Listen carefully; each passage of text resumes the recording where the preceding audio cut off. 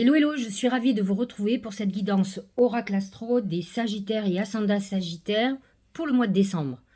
Comme vous le savez, donc nous clôturons l'année et le mois de décembre, c'est votre mois. Vous démarrez votre saison à partir du 23 novembre et pour vous, c'est le moment de renaissance. Vous démarrez un cycle de 12 mois. Nous avons donc le soleil qui va changer de signe à partir du 22 décembre. Il passera en Capricorne, donc on changera de saison. Mais en attendant, vous allez avancer, vous allez voir la vie du bon côté. On sait que le Sagittaire, normalement, j'en connais des déprimés, mais normalement, est très optimiste. Il aime l'enthousiasme, il est enthousiaste de tout. En fait, il va s'émerveiller de tout, il a envie d'avancer. C'est une bonne nature. Moi, personnellement, mon ascendant Sagittaire m'a beaucoup apporté et apporte certainement. Dans ma nature, je ne suis pas très angoissée, enfin, je ne suis même pas du tout. Par contre, le Sagittaire m'a apporté cet optimisme indéfectible. Et c'est ce qui fait que j'ai une bonne nature plutôt agréable. Je suis comme tout le monde, mais malgré tout, c'est ce côté Sagittaire qui a fait que pour une Vierge, je ne suis pas du tout triste, pessimiste. Je suis plutôt très optimiste. Donc j'espère que pour vous, vous prendrez ces bons côtés du Sagittaire parce que c'est quelque chose qui fait avancer et ça active une très belle loi d'attraction parce qu'au plus vous êtes positif, au plus vous attirez du positif, ça c'est clair. Bon, je vous rassure, même quand on est positif, on attire les emmerdes aussi parce que ça c'est la vie, c'est les épreuves de la vie, de toute façon. Alors, nous allons avoir une pleine lune le 27 novembre, puisqu'au moment où je fais ma vidéo, on est encore en fin novembre, on n'est même pas encore à la saison du Sagittaire, c'est pour ça que je prépare cette vidéo. 27 novembre, c'est l'axe 1-7, c'est-à-dire que le soleil est en Sagittaire, la lune est en Gémeaux dans la maison 7, puisque c'est votre signe complémentaire et opposé. Et là, en fait, ce qui va être mis en lumière, c'est l'image qu'ont les autres de vous. Alors, il faut savoir que le Sagittaire est un jouisseur. Il aime s'amuser, il aime faire la fête, il aime bien manger, il aime bien baiser aussi. Il aime, comment dirais-je, s'éclater. Vous allez avoir des natures sagittaires qui sont très entreprenants, professionnellement, qui sont enthousiastes, qui sont créatifs, qui aiment bouger, qui aiment voyager. Et vous avez la part sombre du Sagittaire, c'est le joueur, c'est ceux qui font la fête et qui arrivent déchirés chez eux, qui boivent à outrance. Ce sont des gens qui aiment faire la fête, qui aiment s'amuser. D'ailleurs, c'est des très bons copains ou très bonnes copines. Ils font du sport aussi, mais souvent à outrance. C'est soit ils font beaucoup de sport, soit après ils sont dans la débauche. Donc, j'exagère quand je dis la débauche, mais en gros, c'est le signe. Donc, c'est vrai que on peut avoir une image de vous, de quelqu'un un peu débauché, qu'on peut appeler pour tout, qui va s'éclater, qui va pas regarder à boire, etc. Et peut-être, lorsque vous allez prendre conscience de l'image que vous donnez de vous, vous vous en foutrez plus. Parce que Sagittaire est un signe plutôt de liberté. Je fais ce que je veux. Et peu m'importe ce qu'on pense de moi. Mais malgré tout, même si je trouve ça très très bien de faire ce qu'on a envie, lorsqu'on est complètement, entre guillemets, pratiquement marginal et que finalement on est plutôt dans quelque chose de dégradant, je pense que c'est un respect de soi et non pas un respect obligatoirement que des autres. Donc, voyez l'image que l'on a de vous. Certains Sagittaires sont très autoritaires. Chez les femmes, beaucoup. Les femmes sont des Amazones. Elles n'ont d'ordre à donner à personne. Peut-être que si vous avez problème de couple, vous devriez vous poser la question, peut-être êtes-vous plutôt un mec qu'une femme. Donc, il faut réfléchir. À un moment donné, le Sagittaire a un côté très orgueilleux, très fier, qui prend les choses un peu par-dessus la jambe parce qu'il a raison. Et en fait, vous devriez vous poser la question si réellement vous avez raison.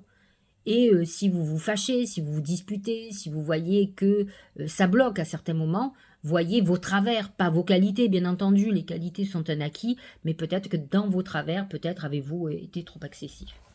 Alors, sur ce mois de décembre, nous avons un amas de planètes. Alors, il n'y a que Mercure qui fait un truc un peu particulier. C'est-à-dire que Mercure, au moment où je vous parle, il est en Scorpion et il va passer en Sagittaire.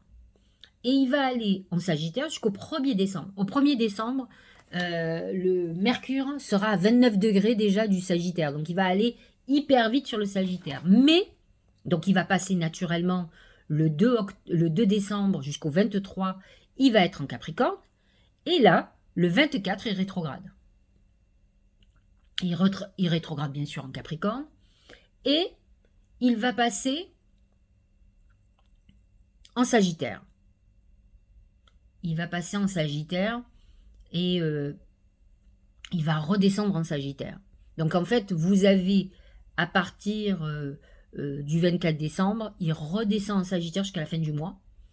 Et en fait, il va être vraiment en Sagittaire pendant encore toute la fin du mois.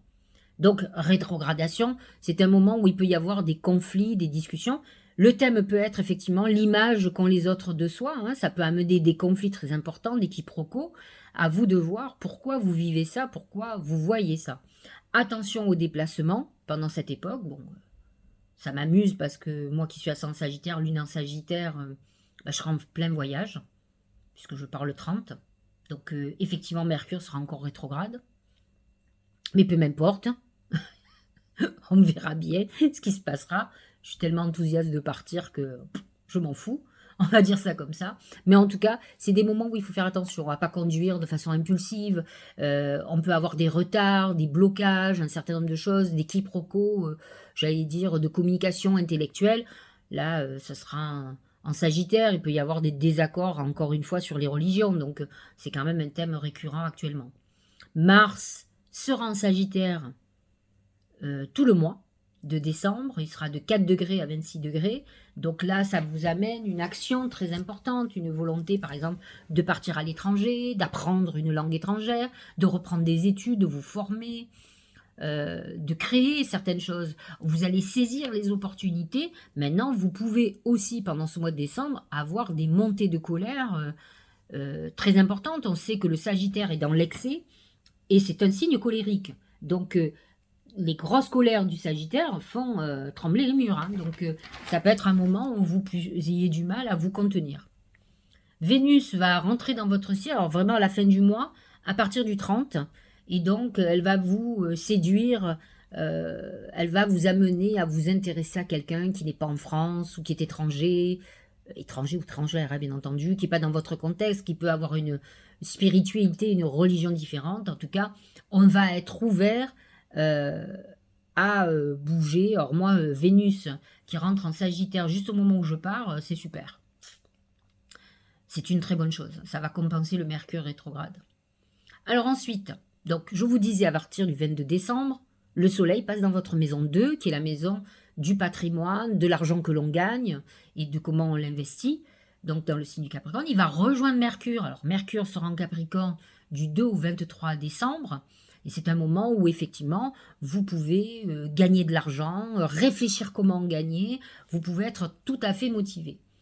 Pluton, bien sûr, est toujours dans le Capricorne, positionné dans votre maison 2. Il peut amener des transformations très importantes dans votre patrimoine.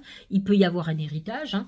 Il va toucher les derniers décans, des Sagittaires, ceux qui sont à 29-28 degrés, ceux qui sont presque Capricorne, un peu comme Monsieur Macron, par exemple.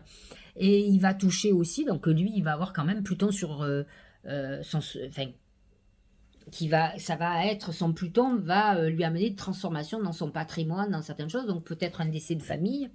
Et Pluton va agir sur les ascendants sagittaires qui sont entre 28 et 29 degrés, même à 27. Hein. Pluton, il transforme aussi de façon importante.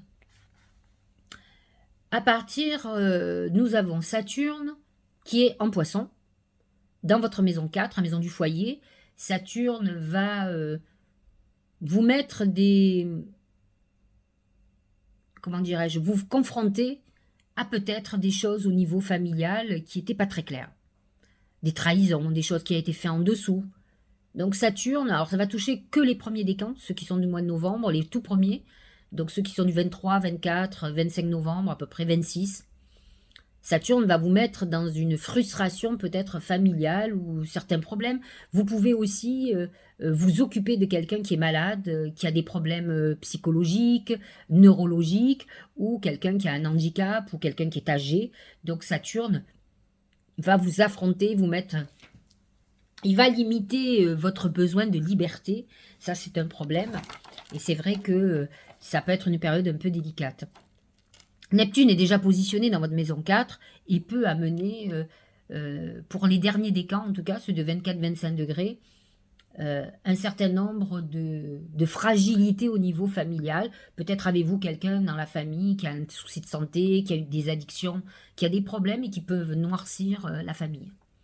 Alors, le nœud nord est en maison 5, dans votre maison 5, la maison des amours, mais la maison aussi des enfants, la maison aussi de la chance. Et là, nœud nord en bélier peut déclencher quelque chose qui vient de loin, quoi. Jupiter est en taureau, toute l'année encore, je vous l'ai dit. Là, il est entre 5 et 7 degrés. Alors, je crois qu'il va devenir rétrograde en janvier ou en fin de mois. Je ne l'ai pas noté, mais en tout cas, entre 5 et 7 degrés. Donc, effectivement, vous positionnez votre maison 6. Donc, c'est le bon moment pour s'occuper de tout ce qui est vos excès alimentaires, excès de boissons ou de drogue, tous vos excès. On est dans une phase où nos excès peuvent déclencher des problèmes de santé, sauf si vous en prenez conscience et que vous vous prenez en charge. Vous avez Uranus qui est déjà dans le taureau, donc dans cette maison 6, et qui peut avoir amené des bouleversements d'un coup pour certains, sachant que Uranus est entre 19 et 20 degrés. Donc vous avez un certain nombre de sagittaires qui ont déjà dû être touchés. En tout cas, là, on attaque le 3e décan, mais jusqu'à présent, c'était le 1er et le 2e. Donc, il n'est pas improbable que vous ayez eu des soucis de santé liés aux excès qui soient là. Donc, quelqu'un, par exemple, qui se déclenche un diabète, par exemple, ou problème cardiovasculaire, ce qui est tout à fait possible. La maison 6 est cependant aussi tout ce qui est lié aux routines, c'est-à-dire les obligations qu'on peut avoir envers les autres, donc avec une personne âgée, avec nos enfants, où il peut y avoir un accroissement d'obligations, ce qui n'est pas fait pour plaire aux Sagittaires qui aiment la liberté et refusent les contraintes. Mais cette maison 6, c'est aussi la maison du travail quotidien, quand on va bosser, il peut y avoir des bouleversements au niveau de l'organisation de votre activité, peut-être justement pour alléger, pour sortir de ces contraintes qui peuvent être très problématiques. Vénus, alors, est en balance du 1er au 4 décembre encore. Donc elle est à 25 degrés, elle clôture Vénus. Elle est dans votre maison 11. Hein. Donc vous avez pu faire une rencontre par les réseaux sociaux, par une application de rencontre, par des invitations d'amis amicales. Vous avez pu le faire surtout au mois de novembre. Et là, elle clôture, donc elle touche le dernier décan. Vénus n'est pas que ça, hein. Elle amène aussi la croissance financière, l'abondance, et positionnée en maison 11 par un réseau professionnel ou par des gens qui vont vous aider là-dedans. Ensuite, elle passe en Scorpion, donc dans votre maison 12, elle est beaucoup moins épanouie. Elle peut amener une relation cachée, une trahison amoureuse, une infidélité, des relations, une sexualité débridée, un peu marginale, donc peut-être avec une personne avec qui vous aurez des relations un peu particulières. Et ensuite, comme je vous l'ai dit, le 30 décembre, elle passe dans votre signe, et là, elle vous redonne ce côté du Sagittaire réellement qui aime explorer plein de choses en amour, mais il aime les choses simples. Il aime le plaisir avant tout, pas les choses torturées comme peut l'avoir le Scorpion. Alors, nouvelle lune en Sagittaire, donc votre nouvelle lune qui sera le 12 décembre, elle sera à 20 degrés du Sagittaire, donc elle touchera plus particulièrement les derniers décans, mais elle va toucher tout le monde. 12 décembre, positionnée dans votre maison 1, qui met en avant votre personnalité. Cette nouvelle lune va déclencher vraiment votre année solaire. Elle montre, peut-être, elle va montrer ce qui peut être problématique. Peut-être que vous traînez avec vous, peut-être des choses qui viennent de vous et qu'il va falloir modifier. On aura une pleine lune ensuite en Capricorne. Donc là, c'est l'axe 2-8, c'est un axe financier, le 27 décembre. Ça peut être lié à un héritage, ça peut être lié à des rentrées financières et à des sorties financières. Donc c'est une période clé, 27 décembre en Cancer à 4 degrés 58. Voilà pour les astres. Voilà pour ce que vous allez vous attendre. Mais en tout cas, vous avez un mois de décembre qui est très chargé en planètes dans votre signe, donc qui vont toucher tous les thèmes du Sagittaire, c'est-à-dire l'enseignement, les formations, l'étranger, les déplacements, les voyages, la liberté, la spiritualité, la religion. Donc, il faut s'attendre aussi au niveau national et international à être confronté encore avec tout ce qui se passe à l'international, tout ce qui est lié à tout ce qui est religion, parce que cet amas de planètes concentre les choses de toute façon. Et la pleine lune du 27 novembre va mettre en lumière aussi l'information, la vérité et les mensonges, les fakes, les choses comme ça. Donc, il faut s'attendre en fin de mois de novembre à pouvoir identifier un certain nombre de choses. Alors, voyons ce que nous disent les oracles. Tout d'abord, l'oracle magique du mar de café, c'est l'ange. L'ange, c'est votre ange gardien, c'est votre protecteur, qui vous dit que dans les épreuves, et c'est ce qu'il vous dit là pour ce mois de décembre, je suis là, je t'accompagne, quoi qu'il arrive, sache-le, je suis là. C'est un bon moment quand vous avez la pleine lune, la nouvelle lune, de vous reconnecter à votre ange gardien, d'entendre ses messages, de lui demander de l'aide, de lui faire vos prières, vos vœux pour certains. Alors, essayez, parce que vous savez que nous avons des lunes et des pleines lunes toute l'année. C'est pas la peine, alors à part quand on va faire nos vœux de nouvelle année, de vous éparpiller à demander 50 choses. De toute façon, quand vous êtes au mois de décembre, regardez l'année et vous verrez que vous aurez accompli 2-3 trucs, pas plus. Donc, c'est pas la peine de dire que vous voulez acheter une maison alors que vous êtes à découvert à la banque tous les jours. Donc, pensez d'abord à accroître vos finances, à aller vers ça. C'est plutôt comme ça qu'il faut faire. Donc, l'ange vous accompagne. C'est un bon mois de décembre. C'est un mois où vous aurez certainement des très bonnes nouvelles, puisque l'ange est un porteur de nouvelles aussi, et des nouvelles d'amour, des nouvelles de protection, des coups de bol. Vous avez, il faut comprendre quand même que Jupiter, votre signe, est en taureau, dans la maison 6, qui est la maison aussi du travail, donc il vous amène une abondance au niveau du travail. Il peut vous amener aussi des abondances au niveau des obligations, mais de l'argent qui rentre.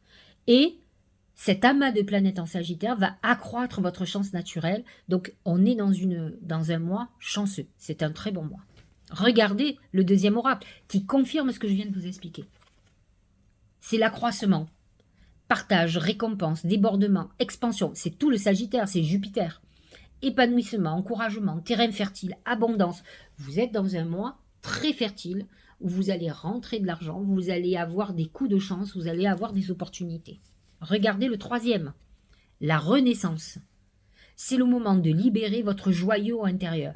En fait, il va falloir que vous activiez cette flamme intérieure que tous les Sagittaires connaissent, qui peut s'éteindre. Moi, je l'ai vécu.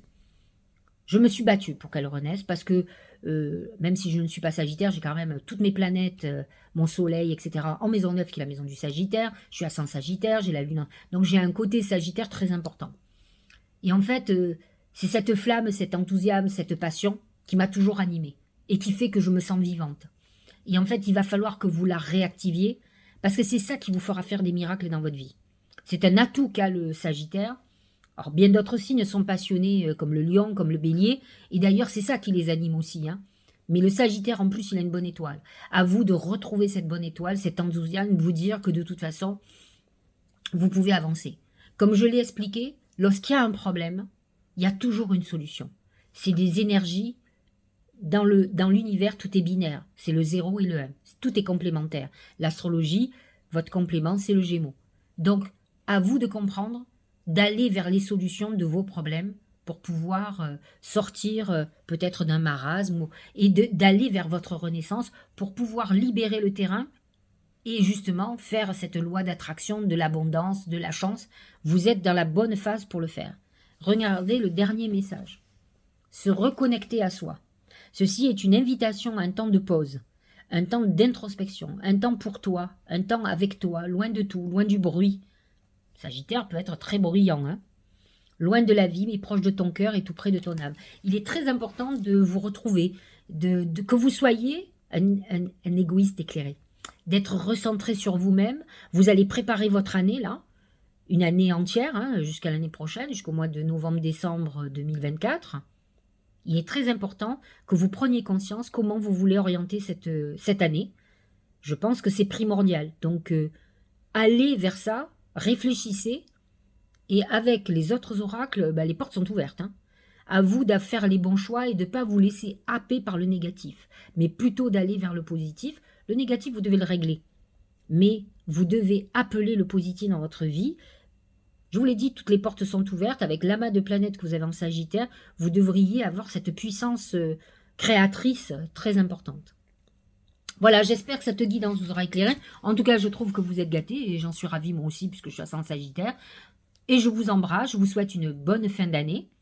Mais bien sûr, on se retrouvera avant, puisque comme je l'ai dit, je pars le 30 décembre. Et donc avant, j'aurai fait toutes mes vidéos pour vous souhaiter cette nouvelle année qui s'annonce, que nous espérons comme chaque année meilleure. Et chaque année, nous avons des surprises. Mais soyons optimistes.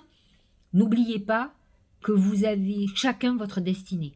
Vous avez votre environnement que l'on subit tous. Tous. Et ensuite, nous avons notre destinée propre. Et c'est sur celle-là qu'il faut que vous travaillez, puisque sur l'autre, vous ne pouvez pas. Ou alors prenez vos valises et allez vivre ailleurs dans un monde qui vous semble être meilleur. Autrement, travaillez pour avancer dans votre vie, vous faire ce tunnel de protection et une vibration très importante, la plus haute possible. Je vous embrasse, je vous souhaite un très bon anniversaire, puisque à partir du 23 novembre, c'est votre anniversaire, vous démarrez une nouvelle année. Et vous savez que l'année prochaine, à partir de mi-mai, Jupiter passe en Gémeaux. Donc ça va être une année très très importante pour vous, puisque le Gémeaux est votre signe complémentaire et opposé. Je vous embrasse et je vous dis à très bientôt.